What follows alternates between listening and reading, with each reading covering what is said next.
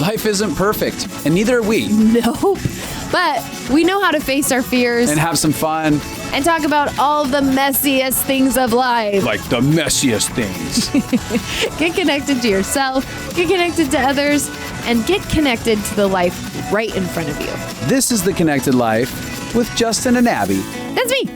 That's you. And you. Hey, Connected Life friends. So excited about today's episode.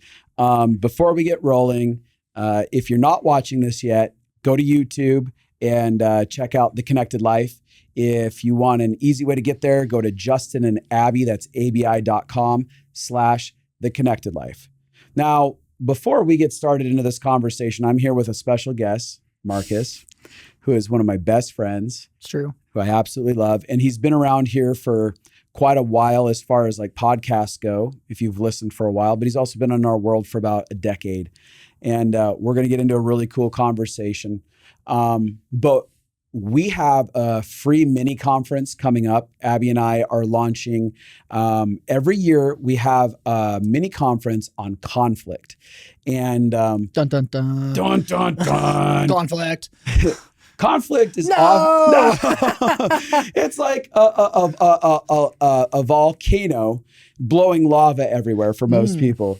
And conflict is usually like, oh no, my city's about to be overrun, and just like everyone's going to die when conflict comes up. It's something that's really scary for a lot of people.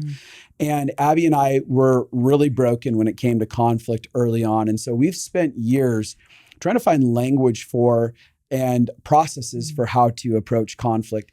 And I think that we've developed something that's really beautiful. And we do it every year for our Life Consulting Masterclass. And so we're creating an invitation for people to jump into our Life Consulting Masterclass for one weekend only, May 10th and 11th. For 3 different sessions. So if you want to like find out more about that and just jump in with us, go to Justin and Abby, that's abi.com/conflict. And here's what I'll say. If you are in any sort of relationship, aka friends or marriage or a child or a parent or a neighbor or an employee, you should go to this conference, because what this means is you have conflict in your life.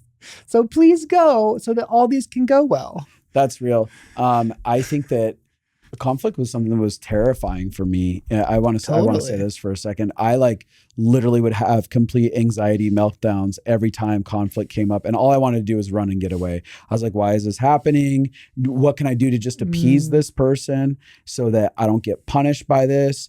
I know that for me, inside of my body, conflict felt like 10,000 daggers, all like poking around every part of my being. And my brain would be overwhelmed. Totally. And I would like for days be unsettled before and after a lot of different conflicts.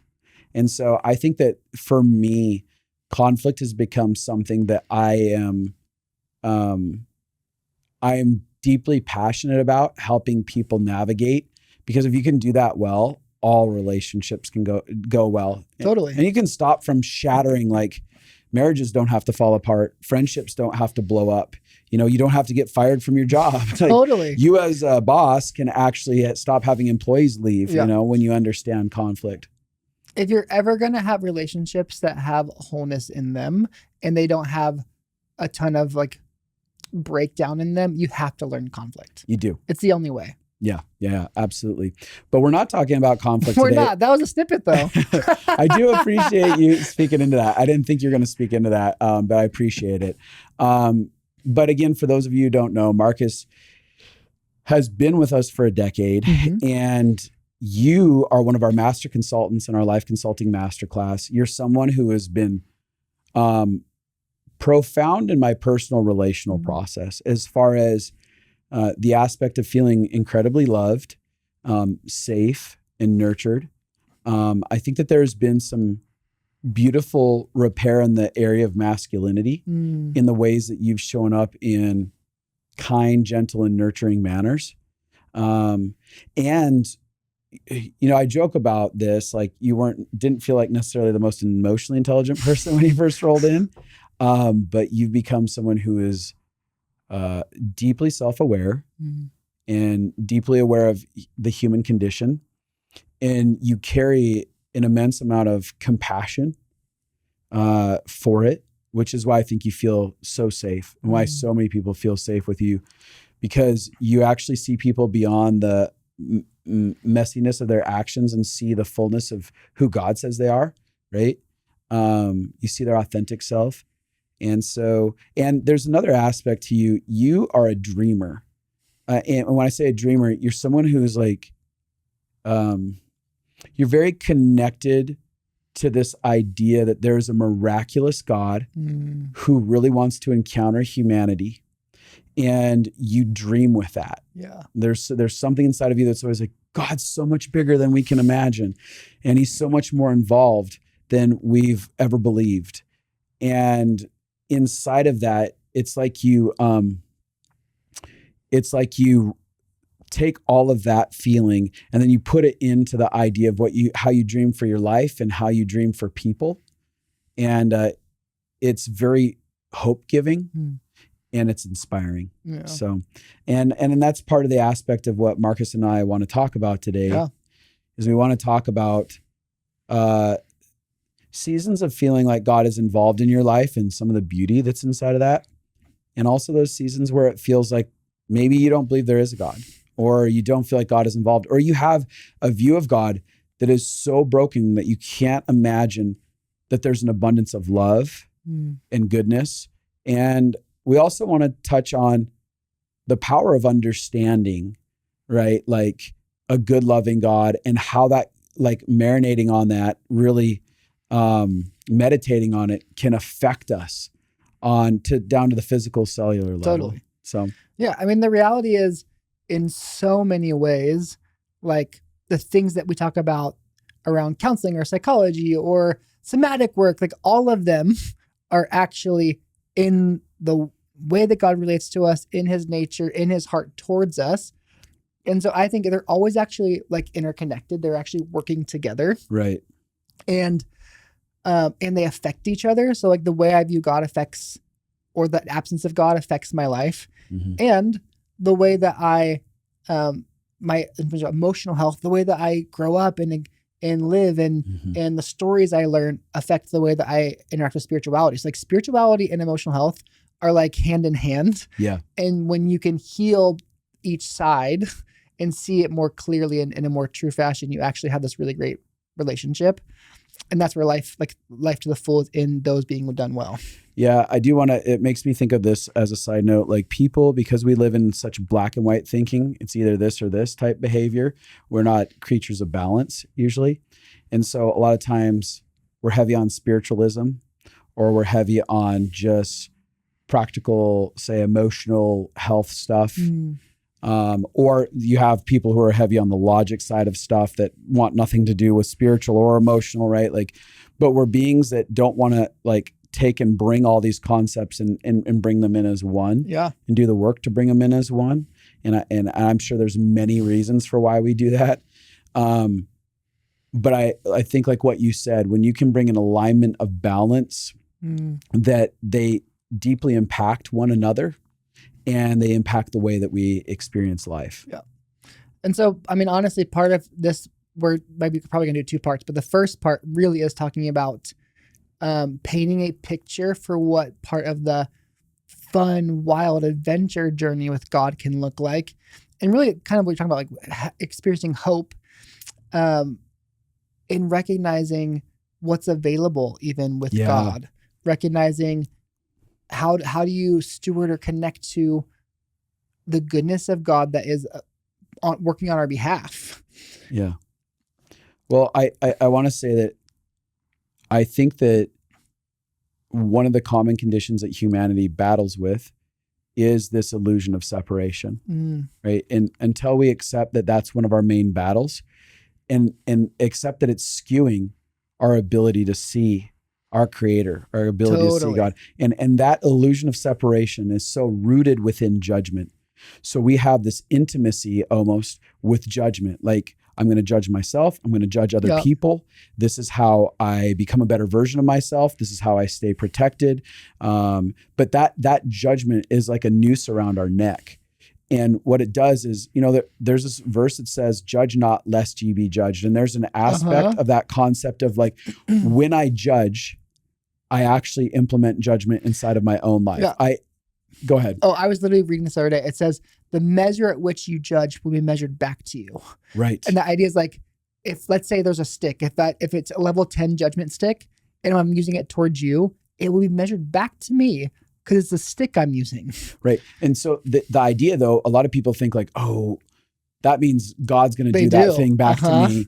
And there are conversations within the Bible that are talking about practical realities, a cause and effect reality. And that's an emotional health conversation, even of like, look, if you have a giant measuring stick, and you're measuring someone else, you're going to naturally weaponize that against yourself. Yep. And what you're going to do is you're going to create a lot of ache, a lot of pain, and a lot of disconnection from the idea that I'm loved. Yeah. Because we judge ourselves and others based on our performance, not based on the truth of our being, the truth of who we are as an individual. Totally. Right. Which I think that's probably even like a great landing spot for going into this conversation. Yeah. Is for me, a lot of it is more like, actually, everyone has, you can call it like a lens. I have a lens from how I grew up that is affecting how I view every part of life. And that includes God, spirituality, whatever I believe created things. Yeah. And I think for me, this conversation is like, let's tell some stories to maybe help people clear off those lenses.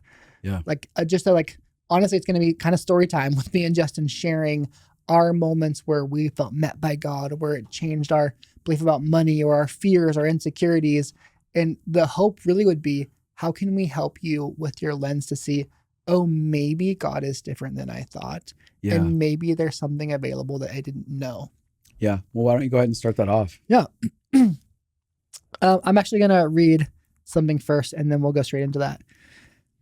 And this is why I love, even what we're saying, there's so many places where emotional health and spirituality coexist. In Proverbs, and this is something that my wife actually in this season, her and I have been going rounds in together. And this is in Proverbs 3, it says, trust in and rely on the Lord with all your heart, and do not rely on your own insight or understanding. In all your ways, know and acknowledge and recognize him, and he will make your paths straight. And then later, a few verses later, it says, and it will be health to your body. And that word body means your bones, your nerves, your marrow, your muscles, and refreshment to your bones. So I know if you've been around enough, you've heard like the idea of somatic therapy and understanding your body and releasing. And really, like, this is somatic in the Bible. It's like, if you will acknowledge me, who I really am, and see me in your everyday life. So what is my perspective? What am I actually like in your life? It will actually be health to your physical body. If I'm in fear about finances and then I remember, oh, there is a dad who wants to provide for me, and I see the moments where I've seen that provision in my life, all of a sudden my nervous system comes down. I realize that I'm not alone. I realize that there's safety in this area. I'm not in panic about that. And so literally God's like, hey, let me help you regulate. Yeah. Let me help you come back into peace in your body because this area is taken care of. Yeah. Well, you're talking about somatic therapy, and soma is about body. And there's these levels of emotions, and our emotions impact our body, and our body impacts our emotions, but our body stores a lot of trauma. There's books like What the Body Keeps the Score is one of them that talks about that. That's very famous. And, you know, as you're jumping into that scripture there in Proverbs, you're revealing a truth, right? That our belief system, especially in the ways of our belief of if I'm alone in this world or I'm not, are going to impact not just how I emotionally feel, but it's impacting all of my nervous system, my entire body, my health, my well-being. Yeah, my body, my muscles, emotions trapped in my tissue, my brain, what my neural pathways are, like every part of my physical, mental, heart, body is affected. And so, we just want to go there and share some stories.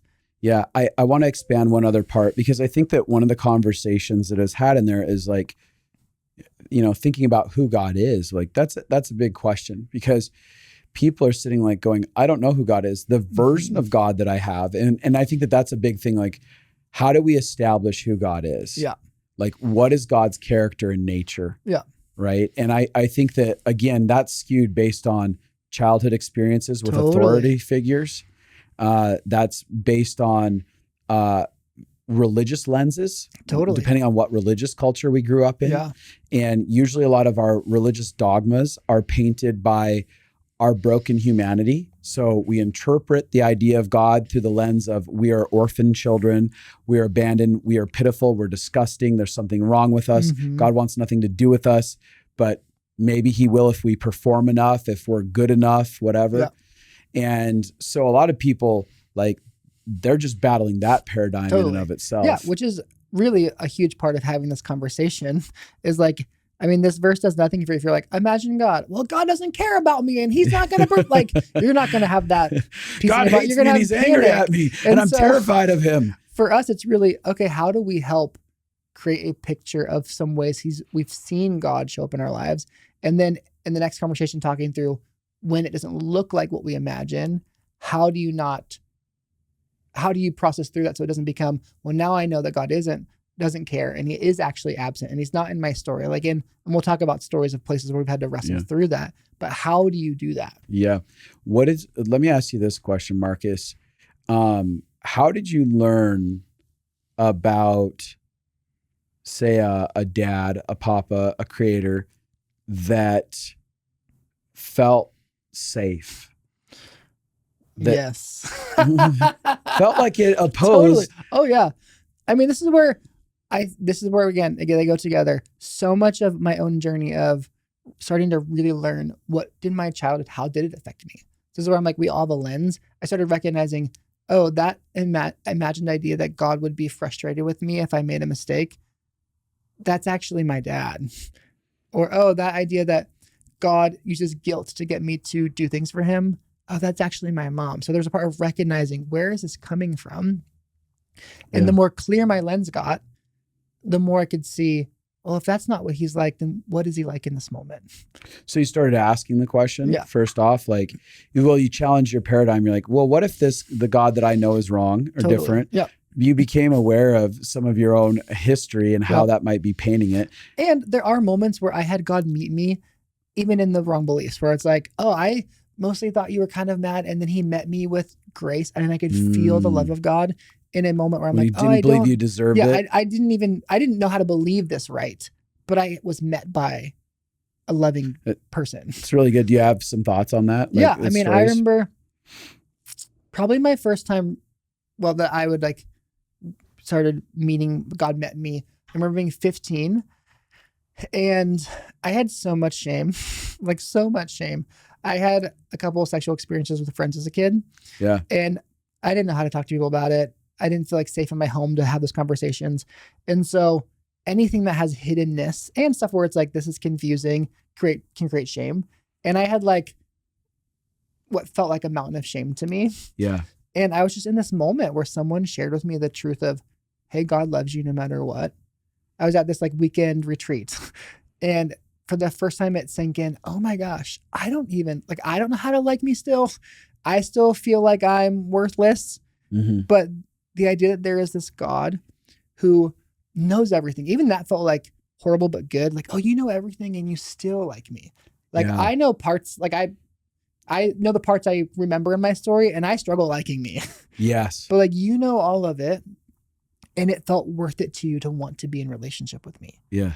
And so that was a moment where it felt kind of confrontational in my soul. It's like, this is hard to receive, but I feel so met by the unconditional love of God that it sparked this thing in me. I was like, I have to know more about you. Yeah. It's really good. Yeah. On that note, we've exchanged stories on this. But in the past, I've dialogued about how from around the ages of 7 to 10, it's a little foggy, the age range for me.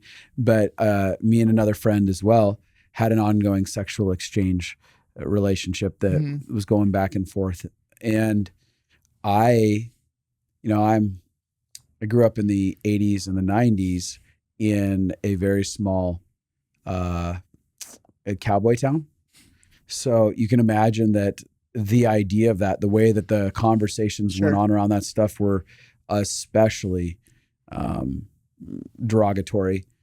So there's a sense of like, I will always be hated. I am unloved by God. No one will ever like me if they find out this thing about me. And when I was 13, basically, I won this trip to go to a youth conference. I love that. Yeah, I won a trip to youth camp. Yeah. It's because the youth pastor had been hunting me down for so long, and then was like, "Come to this one youth rally with me." And they were like, "Oh, we're giving out only 2 free trips to this youth camp," and I happened to win one of them, and some other person that felt like they really needed it got one too. You know, they set me up, right? So, but I was at the youth camp when I was 13, and I was at this camp, and they did like an altar call. And I don't even remember what it was for. I just went up with so much debilitating self-hatred. And there was 2 youth pastors praying over me. And I was overtaken by an unbelievable level of love that transcended any of my understanding that I had had to that point. Because there's a lot of levels of logical concept of God, but the presence of God, like the intimate experiential encounter in my being hadn't really happened. And I started weeping as I was overwhelmed with this love. And by the time I opened my eyes, a couple hours had passed. I was still there with these 2 youth pastors.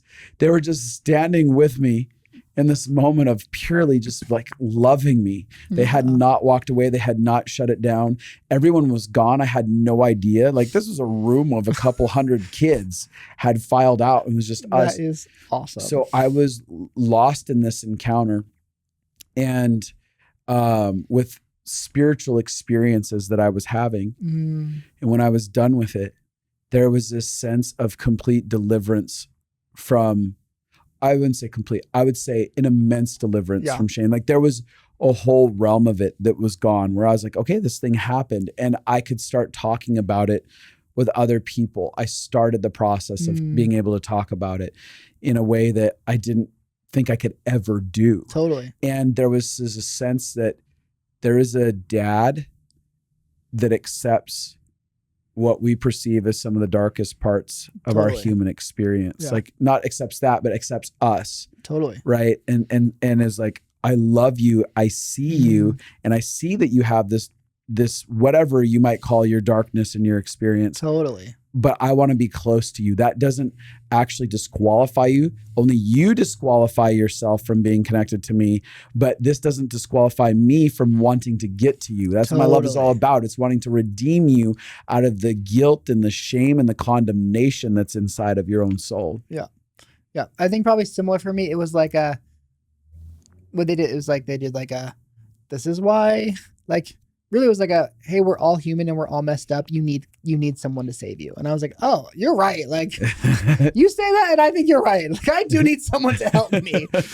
But it was like, they said it clear enough for like a 15-year-old kid to be like, oh my gosh, yeah, I have a need for someone to help me because I actually can't do it on my own. Yeah. As much as I want to imagine I can, and as much in my family I learned that it's on me, I can't fix this part of me on my own. And then they presented, and there is a God who actually wants to not make you do that. Like, he's not asking you to, he's just asking you to come and let him love you. Yeah. And acknowledge that he can do it. Yeah. And it landed for the first time when I were similar. I was just like, I don't know, like there's 300 kids and I'm just like sobbing, like, what? You know, you're like, this is not like what I imagined fun weekend cool camp to be. But it landed in a way where it didn't change everything. And I still was working through, I still had shame that I like, my 20s, mostly me talking to you and Abby, like, here's the shame I still have. Yeah. But it opened me up to love that I didn't know existed before. Yeah. And honestly, even when you have shame, when you're open to love, like it's like I was like slowly shifting that love was growing and shame was diminishing. Yes. Yeah.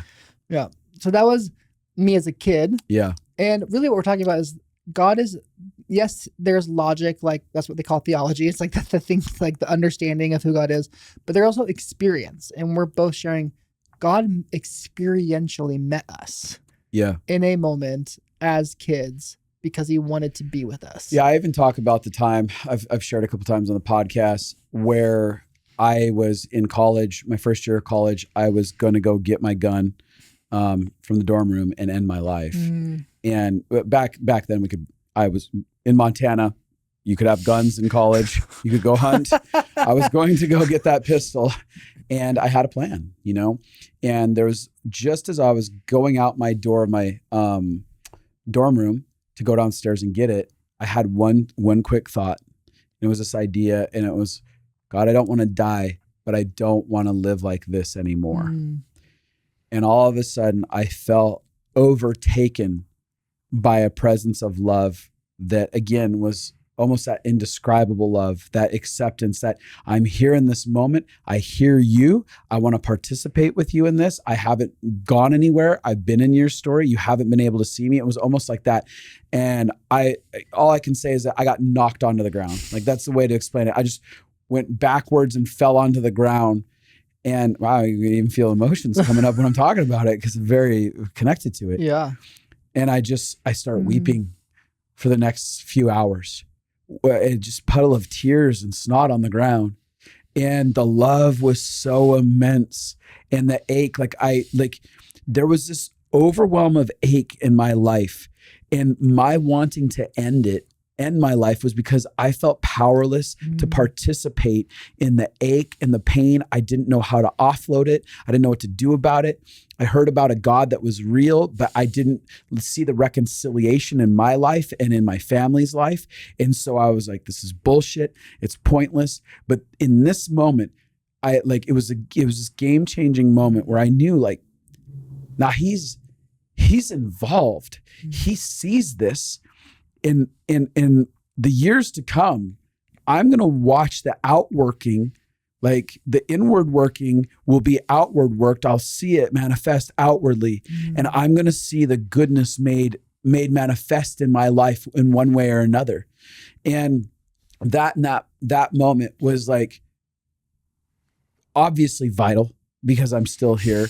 But it was vital because, you know, it led to an unlikely guy knocking on my door a couple days later who felt very scary and who was a very violent person who suddenly was like, hey, I want to invite you to my Wednesday night thing at my church. And who he had been dramatically saved a month earlier at a men's retreat.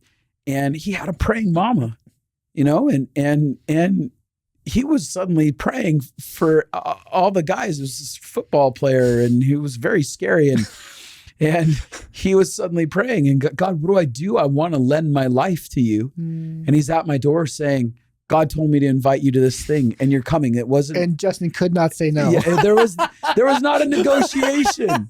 There's not a negotiation. There was, you will be with me and I will pick you up and you're going to go to this. And I was met again that night at that church wailing on a back floor because love had come for my life. Because love saw me and love knew me and love said, this is my child. And I'm pleased with my kiddo and I want to bring life to my kid who's drowning in darkness and death. That is the way, like, I had years of sermons as I was forced to be in church that didn't mean a whole lot.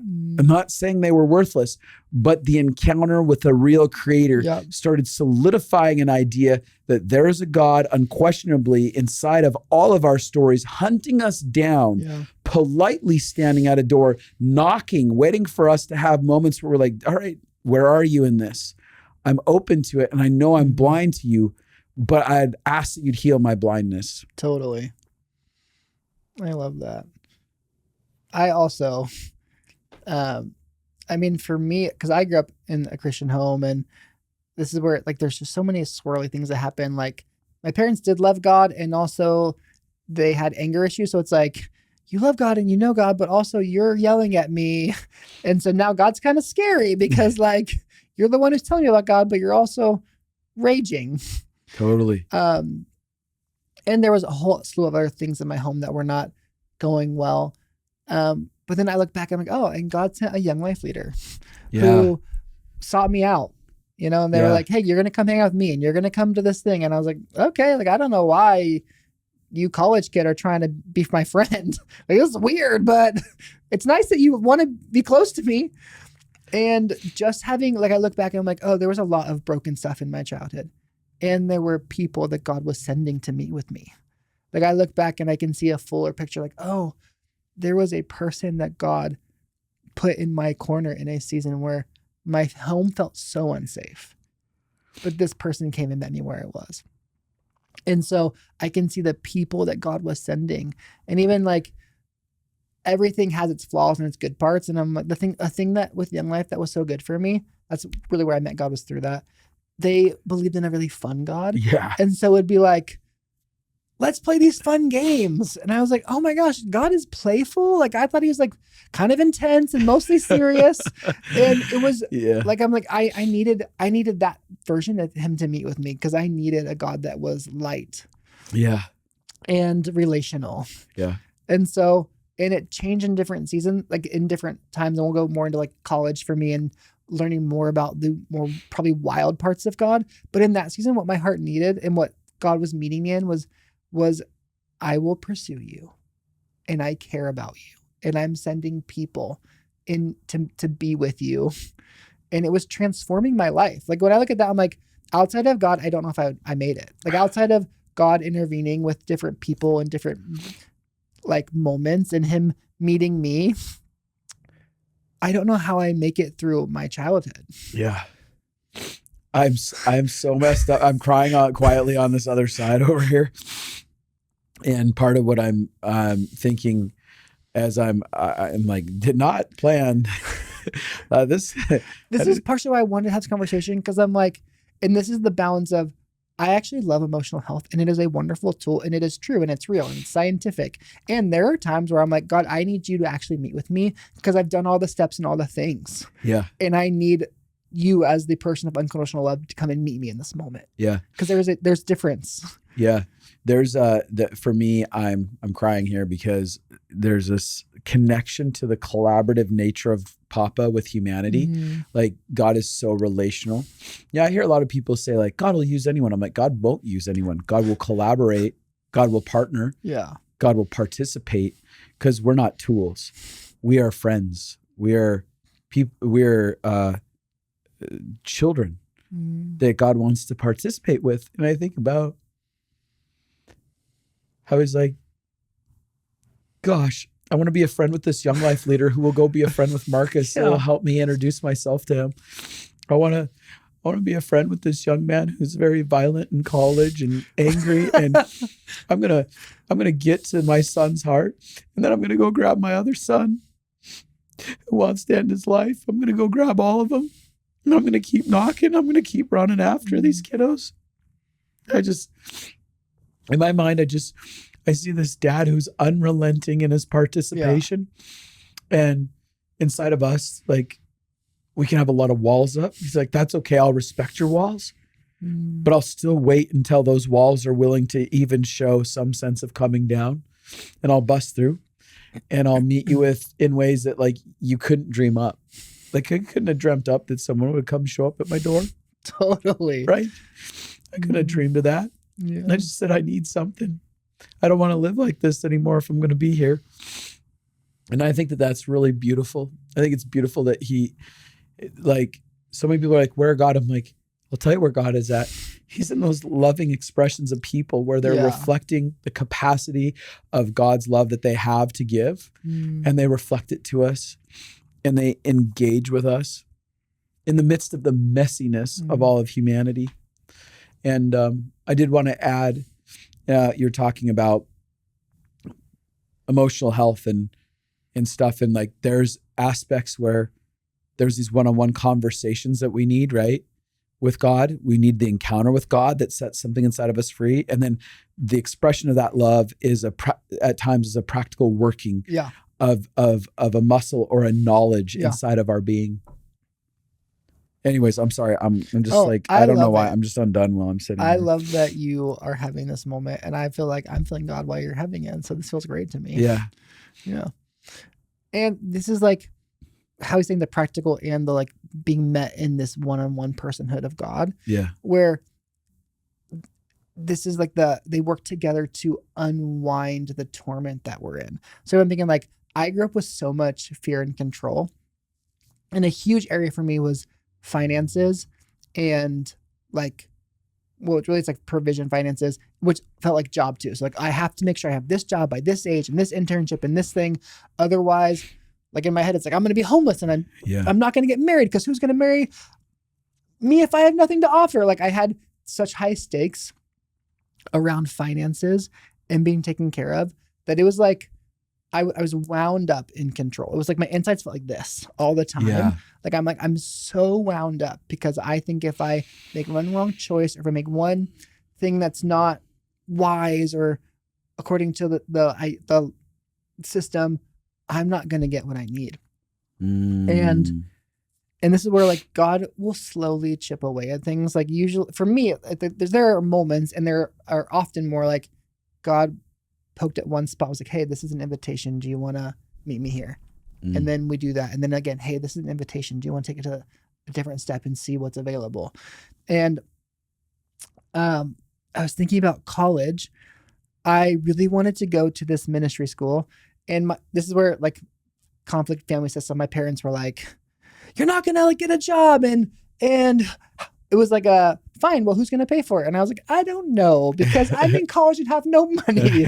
But it was the thing where I felt with God, like, this is the journey with you I want to go on. Yeah. But I actually don't have an answer. Like, I don't have an answer. I'm still in school. I don't know how to make enough money to pay for it. But I'm going to do the only level of trust I know, which is I will apply. Like, that's one step I can take. And then I remember I got a call from the bursar's office, which if you don't know what that is, it's like the money people at the university. Mm-hmm. And I'm like, this is so weird. I was like, oh God, did I forget to pay? Like, did a check bounce? Like, I don't know what's happening. And I walk in and I sit down and I'm literally like, I had gotten into the school. I didn't know how I was going to pay. I didn't have the deposit and I didn't know where it was going to come from. Yeah. And I sit down and legit the person tells me, hey, Marcus, we have too much money this semester. We want to give you a check. And I think it was like $5,000. Uh-huh. And I was literally like, I'm sorry, you just have too much money? Like, that's like, is that an issue that universities are having now? They have too much money that there's like handing out checks to random lottery students. And it's crazy because like, it's not like my parents are normal middle class. So it's not like oh, you were low income. And so we're giving like, there was nothing around that. It was right. And there just, wasn't excess you'd paid in. No, I didn't pay extra in. There wasn't like a low income fund or something. I did not know. And I like had a fair amount of friends in college. Not a single person did I know got this kickback. And it's what paid for me to go to the school.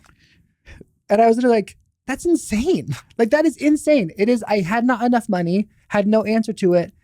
And I was just given money. I'm going to match you.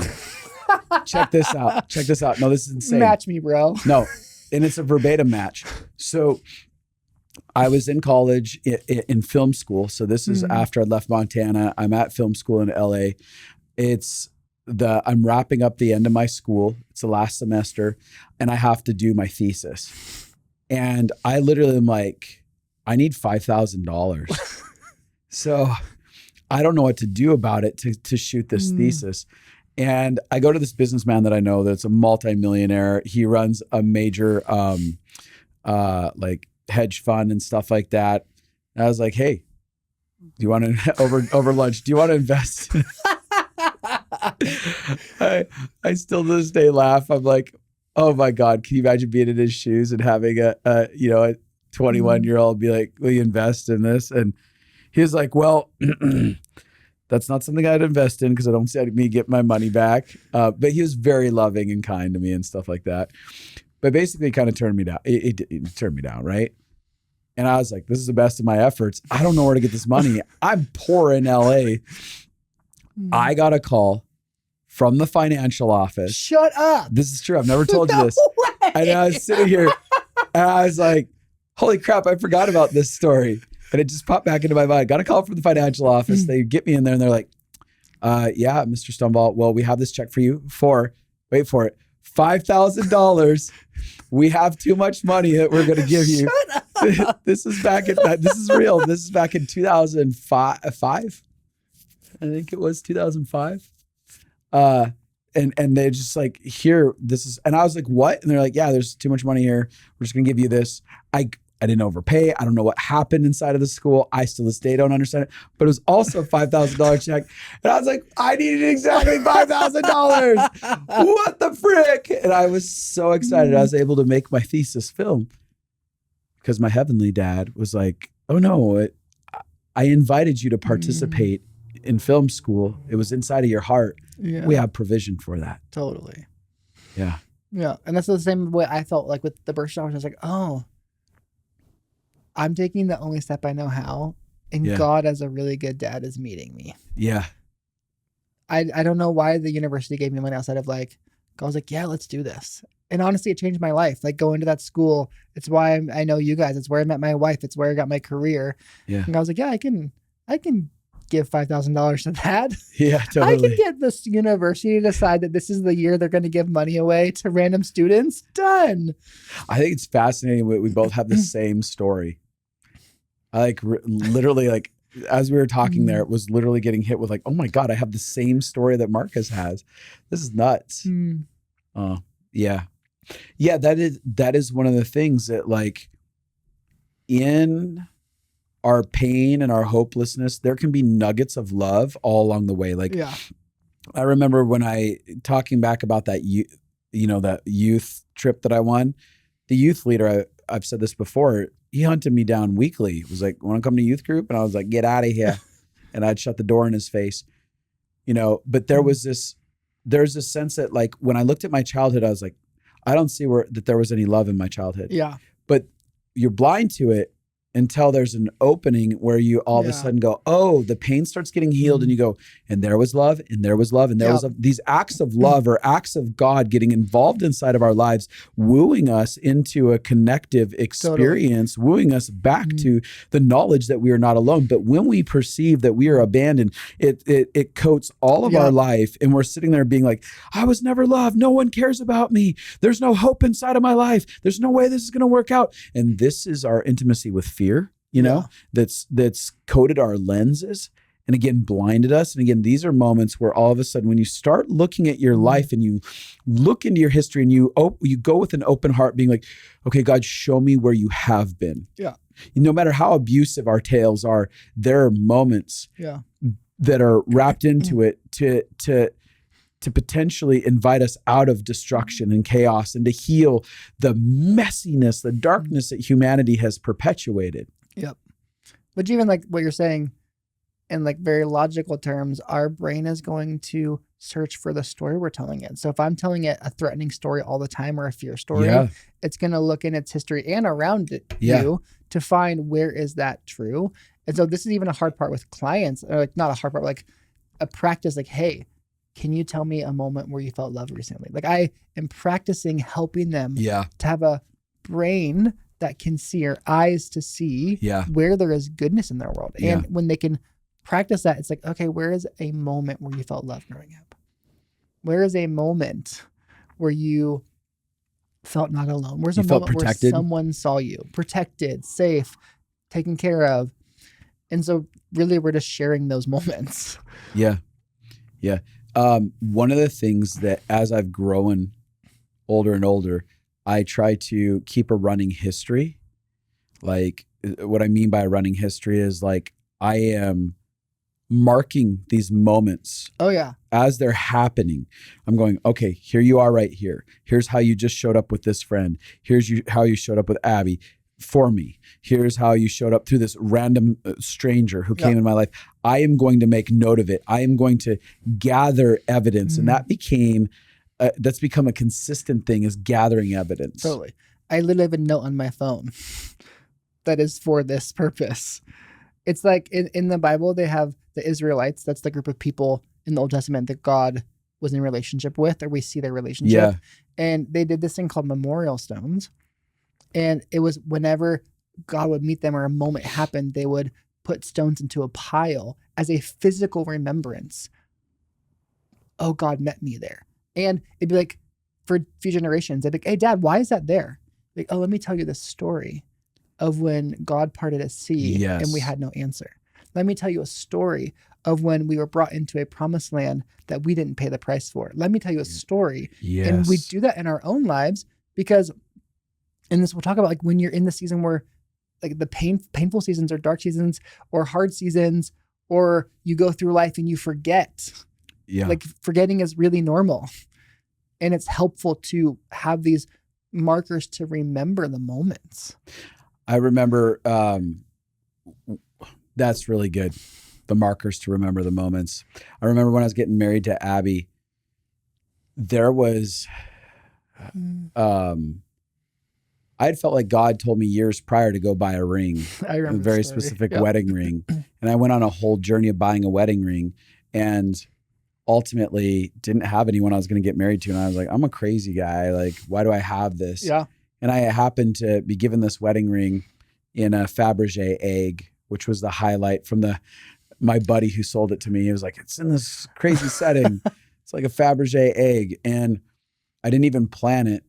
But years later, when I happened to ask Abby to marry me on her birthday weekend, it happened to be Easter, the day that it was given to her, like at 1 o'clock, 2 o'clock in the morning, Easter morning. And that only comes once every 70 years. And I went to go pull it out because I didn't have it with me. There's a whole lot to the story, but when I went to go hand it to her, I'm like, oh my God, I'm handing her an egg on Easter, a Fabergé egg on Easter with a wedding ring. And it's like moments like that where you're like, there was a dad that saw a longing in my heart for not only like a beautiful relationship that I could have, but wanting to have a story to tell. There's a longing in my heart in all of my stories, in all of my major life decisions to be like, let me tell you a story of a God who truly is involved inside of our journey. He's like, I know you want that. Let me give you a radical story inside of that. Yeah. I mean, absolutely. This is just like a fun, like telling stories back and forth of all the good times where God's met us. But in that I was thinking about even things like, so I ended up going to that school. I ended up in Abby's group, which by the way, Abby will tell you, it was like a rule she had where people could not like request to get put into a group. At that time, she was like one of the pastors that a lot of people wanted to be in her group. So it's getting referrals a lot. And she just did not take them. Yeah. I randomly met one, like when I moved, there was this one student who was really close to her in that season and told Abby, you have to put this guy in your group. And I am the one student in like years that Abby was like, fine. And she put me into her group. And I think all the time, like, I was such like performance was so normal to me that in any other group I would have just performed through. I would have been like the really good. I could have won Christian school. Like I'd like I can read enough and I can pray it. Like I could have won. And then I end up in the group with the person who's like, well, I don't care how good of a Christian you are. How's your heart? And I was like, what kind of question is that? Like this is not what I came for. But God knew like, oh, he needs this for his soul to be free. Yeah. And I care so much about his soul being free that I'm going to have him meet this one person out of 4,000 students who will be the right person to get Abby to be like, fine, put him in my group because my soul needed that. Yeah. And he's like, oh, I'll open whatever door I have to get you here. Yeah. If it means you have to move across the country and meet this person to end up in this group so that you can realize that I love you more than how you can prove yourself to me. And I want you to know that. Yeah. And then that group just so happened to be the one that my wife, who I didn't know then, ended up, we did an internship together with Abby and it's through school and it's third year. And my wife from Seattle came to the same school and heard Abby's message and she wanted her soul to be free. And so she interned and it's like, oh, I am married with a wife with a career because there was an invitation and because I was given $5,000 and because I met the right person in the right season to get me into Abby's group. And then like, even that, I remember we were in the internship and I was still wrestling through all my control where I'm like, I've been in this school for 3 years. I graduated college 3 years ago. Like, what do I tell a resume? Like, skipped 3 years for like hippie school. Like, I was like, what do I tell them? Totally. Like, I went to a free floating ministry school. Like, that's cool for you, right? Business guy. And every year I stayed longer. It was the invitation from God and I was saying yes, but it was like agony a little bit in my soul. Oh, I both totally. loved, hated. I was like, this is the best thing ever. And also all of my control is going haywire because I'm going to be poor and homeless. Yeah. And then I remember we finished the 3rd year, which is like the technical last year. And Abby was like, what do you guys all think about doing another year? And I kid you not, there was like 5 of us. Everyone else was like, yeah. And I straight up, like, where I was sitting on a bench seat. This is a hysterical moment. I fall backwards out of my seat, fall on the floor and start screaming, no! Like, I'm like, I was like personally offended that everyone else was like, yeah, let's do it. Because it's so pushed on the control that I had about, I have to make sure that I get taken care of. Yeah. That the idea of letting go and trusting another time felt like more than I could handle. But then I did it. And in that year is when I started dating my wife. And in that year is when Abby started training people to become consultants. And so in a year of saying yes to trusting God, I got my wife and my career. And really, like, in that season is when you and I became close. I got wife, career, and best friend. But it was in this interweaving of the journey of trust with God and seeing, because even that yes was, I can do this because I've seen him show up in this moment. I can say yes here because 3 years ago when I couldn't imagine paying for something, he showed up. And I can say yes here because 2 years ago when I needed my heart to be free but I didn't know it, he got me in the right spot at the right time. Yeah. You know, it's interesting too, like you all being in that journey. I mean, I wasn't the most receptive of you when you came into the space. He's getting nicer with the way he says it. I really did think about my word usage before I said that. I was like, how do I deliver this? But I wasn't receptive. Lucky for Justin, I had enough denial then that it didn't hurt. I was just like, you'll like me eventually. Yeah. It would hurt worse more now. I think there was aspects of ways that you may have been dissociated as you were learning how to associate into your body. Mm-hmm. That I don't know. I think that I was like, I don't know what to do with that. I don't think he's aware. But you got more in tune with your body, and it felt like you got more present.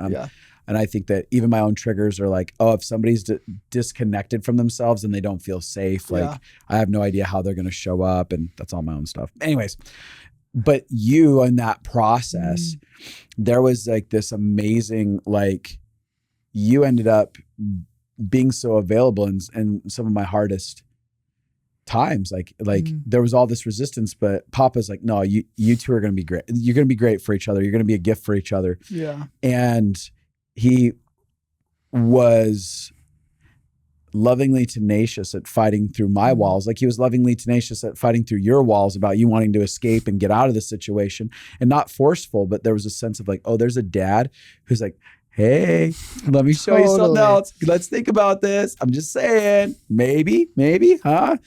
And again, we'll keep knocking. But it made me think of, as you were talking, the season that I've shared back in 2016, when March, April of 2016, my body, what I didn't know, right? My organs were shutting down and I was dying. I just knew I'd been sick for about 3 years in a way that was like progressively horrible and trapping in my own body. And I had this moment where I'm like, I need you to end my life, or I need you to bring a solution. And I was too broke at the time to really go to doctors, and like I was terrified. Too poor to pay for the solution. Yeah, I was like, I know that there's something terrible happening here. I don't know what it is, but I can feel it, and I'm scared, and I'm burying my head on this, and I don't, there was a lot of terror inside of me. And by May, I did finally go into a Western medical doctor, and they were like, yeah, there's some crazy stuff on your charts. I can't even diagnose half of it, but they gave me a list of things. They're like, you must be bedridden and chronically suicidal, right? And I was like, pretty much. And they're like, yeah, you shouldn't be functioning doing anything at all. That's a miracle in its first place because of where you're at. But they weren't going to be able to lend me real help. Western medicine wasn't going to be able to actually do it. And I randomly met a woman who had been impacted by Abby's speaking and stuff like that, who said, I want to pay for you guys to go around the world and spread your message. And I'm like, if I could get my health back, I could do that on my own. And that's where she says, oh, it just so happens I have a specialized health clinic. Wow. And for the whole next year, she pumps about $250,000 worth of assets into me. In like, September or July, I think it was June or July of 2017. That's when I sit down with my blood work with her and the scientist she works with, for them to say, like, you had at best 2 months left to live before you rolled over dead. That's what your blood work says here. And we didn't tell you because we knew that would spin you out. So we just committed to working with you. Again, these moments where we have an interactive dad, and there's many moments where we have pain and chaos and destruction inside of our humanity and our lives that we go, why is this shit happening to me? And we question whether or not God's involved inside of it. And we have expectations of what things have to look like. I don't know why I got the help I did and other people don't. I can't answer the mechanics of life. Okay. That's not something I can speak into. All I can say is that hear my individual stories of miraculous moments for me where I was left knowing there is a good dad who is so involved inside of our stories, who will meet us when we feel like we least deserve it, where we have a lack of utter answers. There's a dad who gets involved, and it's not just for one individual. He's looking at me. He's looking at you. He's looking at the people will impact. If we never impacted anyone, he would choose.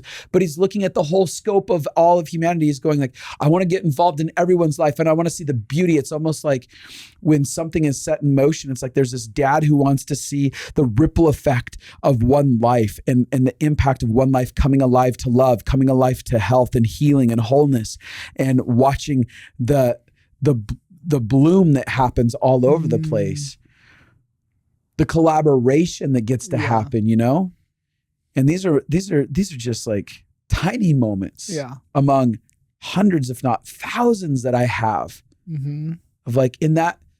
I know days where I so desperately need someone to tell me they love me, and I didn't have the capacity to say it, and a random stranger will be like, man, I know this sounds weird, but I just want you to know your life matters and I care about you. And I'm like, what is that?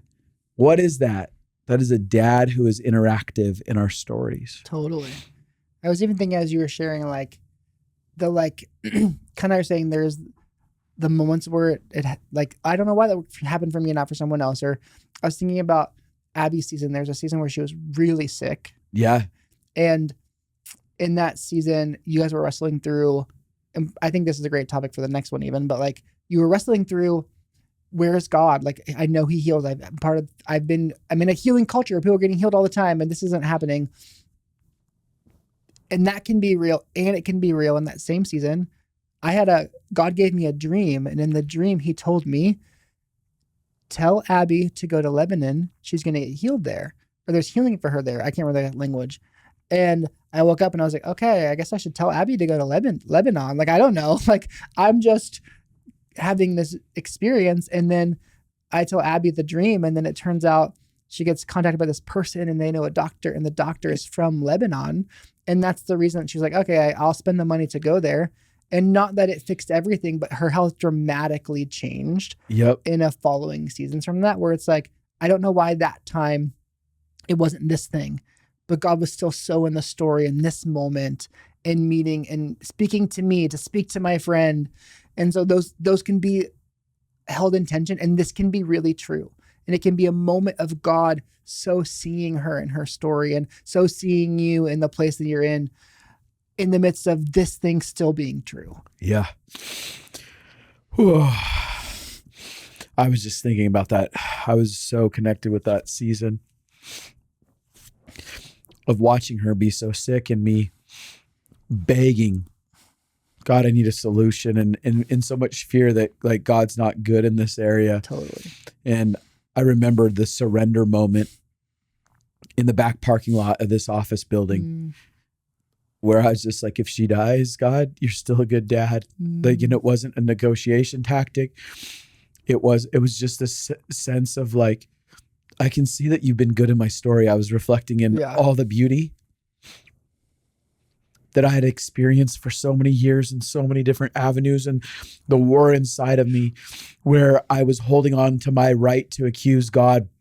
I was realizing my judgment, me sitting on this judgment seat and holding on my right to accuse God, is separating me from the very thing that I need in this season to get me through what feels like one of the most devastating things I've walked through.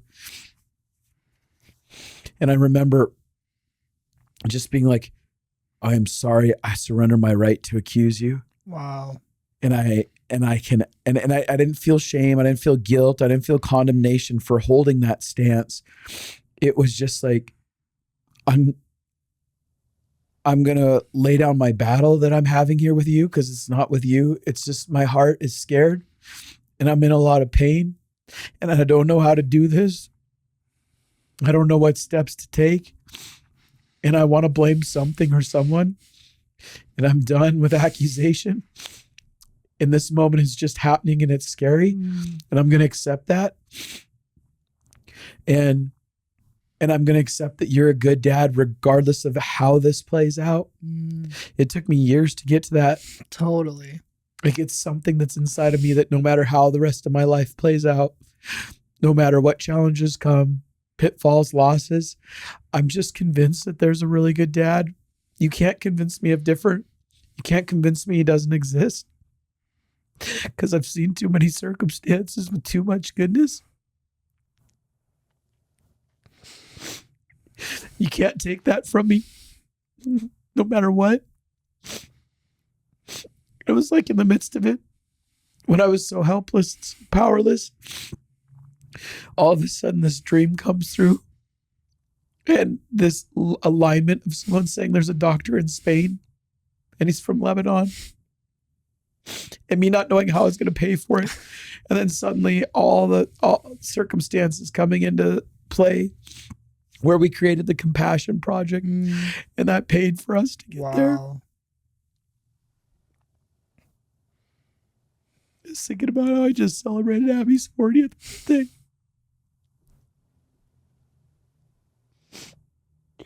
Technically, based on our health history, neither of us should be here.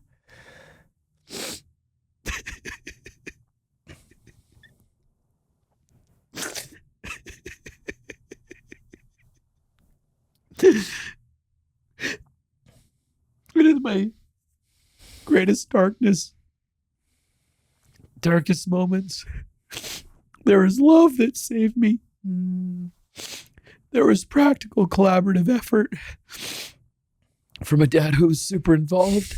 Yeah. And it's just, my life is a living miracle. And I believe that there are so many miracles all around me, not just me, but in other people's lives that we're so unaware of. Yeah. And I'm just thankful. Like, this conversation, even like, I was like, yeah, it's a great conversation. Let's just go ahead and have it, and jumped out at it. And I'm like, oh, dang, like, this is wrecking me. Yeah. As I'm just thinking about, like, it's really good. No matter how difficult it gets, there's a goodness that transcends every bit of darkness, every difficult experience. Yeah. Oh. Yeah.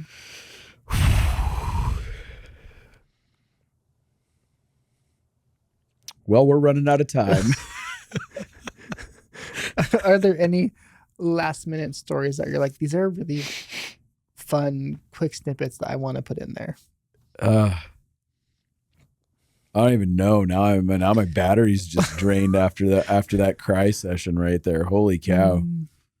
You know, I'm almost gonna cry over this. It's silly, but it's fun. It's cool. Like, the little kid in me always wanted to be able to collect as many GI Joes as possible when he grew up. And I love these stories. God, when I was in my early 20s, he started with this dream where he said, in this dream, there was an announcement made that the most articulated GI Joes ever created were about to be released. And I saw visions of very specific figures inside of the dream. And then within that week, there was a public announcement from Hasbro that the most articulated GI Joes ever created are about to be released. And that was the starting of, I think, the 25th anniversary of GI Joe, which GI Joe's 25th anniversary is also coincides with my birthday, which is I was turning 25. And when I kept getting these G.I. Joe dreams where I'd go collect action figures, and they had 2-part meaning. They had both the meaning of like, oh, you're going to actually start building a squad of superheroes or people who will fight against darkness. And there was a promise inside of me that I would be participating in that. And then when Abby and I got married at 25, we start traveling around the U.S. and I start collecting G.I. Joes at every Target and Walmart all along the United States, where I would have never gotten that many if I lived in one town. Totally. I was able to access all of them. And I began to build this army that the little kid inside me dreamed of. And Abby was like, sick on and off our whole first year of marriage. And I would be up, it would be like late night, I don't know, the 24-hour Walmarts I would go into trying to get medication for her to take care of her, tired and confused and alone. And suddenly I'd be like, oh, I should just go check the toy aisle as I'm getting this. And I'd find a figure that everyone was like trying to get a hold of. And I kept getting like these little nuggets of gifts. Wow. And they were silly to most people. But to me, it was a conversation from God of like, I'm going to have fun and I'm going to speak your language. I'm going to speak your nerdy kid language that's inside of your heart. Wow. I'm going to speak it through G.I. Joe and other action figures. I'm going to speak it through the cartoons. Like God would speak to me through Ninja Turtle cartoons that I'd watch. And all of a sudden I'd have this inner like revelation of the goodness of God through something. I'm like, how did this come out of Ninja Turtles? But he was like, but that's the fun of God. He's like, no. I'm not all stuffy and I'm not stuck on the front row of a bunch of pews in uncomfortable pews, listening to some guy drown on about a story. Like, I'm not trying to diss church spaces.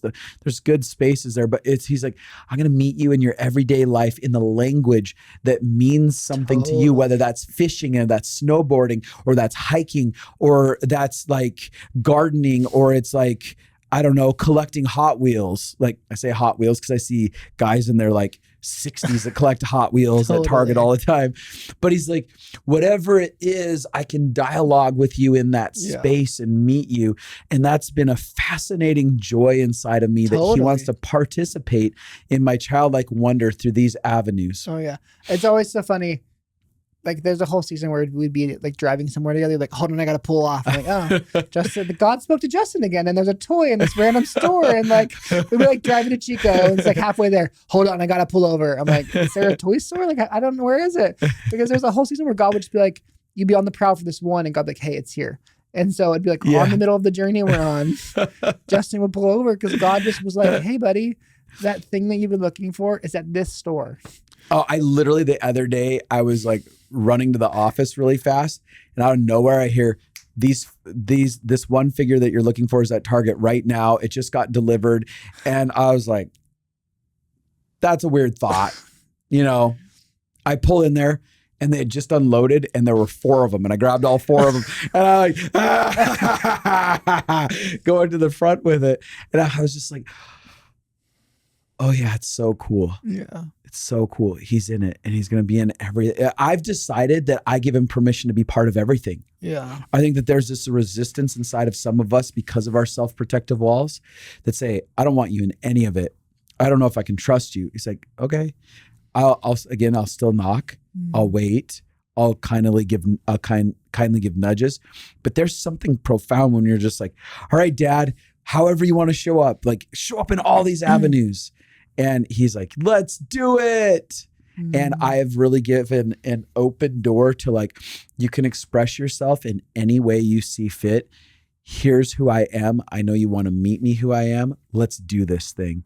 And I feel this sense of awe and excitement and anticipation that's consistently overwhelming inside of me. Even on the most boring days, I'm like, but Dad, you can participate in some wild ways. Where is it? Where is it? Totally. Yeah. Oh, okay. You want to wrap this? Yeah. This has been a good conversation for me anyways. Oh, I loved it. Even now, check in. Do you feel like your body feels more at peace? Do you feel like, oh, wow, like that verse is actually true when I acknowledge who he is and who has been in my story? Actually, my body comes back into alignment. Are you asking me, or you're just saying that this for is people? For everyone, but also for you. But even for me, as I've been on this journey of this dialogue, like I've been kind of stressed out because I got a little sick with something. Plus, I've been trying to take on multiple things. Yeah, and I could just feel tenseness in me. And as I've been talking about God, even in this conversation, I'm like, I can feel I'm deeply present in my own body. I can feel that my muscles are relaxed. Yeah. I can feel this sense of giddiness and hope. And I again, excitement. I'm like, oh yeah, I'm really excited right now. Got all this hope. Like this is going to be a really good weekend with Abby's birthday and stuff. And same. I can feel it. Like it's like the real part of what you focus on feels like it magnifies. I'm like, oh, now my brain is like, what are all the other spots where there has been the love of God moving towards me? And so maybe that's the challenge for if you're listening to this, like, okay, even if my story feels like there's so much brokenness, even if I'm in a hard season, can I for a moment acknowledge and see where has there been moments of love in my life? And maybe they're not this big. Maybe it's not that you got $5,000. Maybe it's I was having a hard day and someone opened the door and they smiled at me and told me, wow, I'm so happy you're here. Yeah. Like maybe it's a small moment, but like, oh, there was a moment where God met me in love. Because really any moment that you experience love is because a loving God exists. Yes. We only love because he first loves us. So even if it's like someone random, they only have a capacity to love you because there is a really loving God that created a system that love exists. Yeah. And so can you connect in and think, what are moments? This is what I've actually been doing this. Like, God, help me remember moments in my history where you were moving towards me, where love happened, where I got to be a part of miracles and all the different forms of what that is. Yeah. And one of the things that I want to say is that if this conversation feels challenging to your religious rules, like the dynamics of what you've been taught within your religious institution, then you need to give yourself permission to question, what is it? What are the belief systems that are being perpetuated in my religious institution that stand in direct opposition to me being able to feel like there's a dad who deeply loves me, who's involved in the most messy parts of my story and is lovingly in pursuit of me, not angry, not frustrated, not irritated, not burdened by me, but one who is like, I am happy and overwhelmed with joy to participate in your story. And if that means that you may have to break up with some of the ideological understandings within your religious systems and institutions, and that might have to happen inside of your story. And so I'm giving a challenge to that to people who might be listening and might be offended at the idea that there's a good dad who isn't like trying to punish us. And on the probably the other side is if you are sitting here and you're like, oh, this feels painful because I don't see where God is in my story. Yeah. If you are where Justin was in that season where it's like, God, the pain is so big, I can't see how you're good here. Yeah. That I invite you to try to like, okay, if I let down my weapons, if I let God off the hook, can I invite him in? Like, God, help me to see how you still love me. Because the truth is you need love to make it through that season. Yeah, absolutely. Wow. So that was an episode. Y'all, I love that you joined us. How can they get a hold of you if they want to? You can email me at marcusmillerconsulting@gmail.com or that thing, Instagram is what it's called, marcus.j.miller. And smash the subscribe button on YouTube right now, or go to YouTube and smash it. Smash it. They say smash nowadays, right? Smash. I have no idea, but that sounds really cool.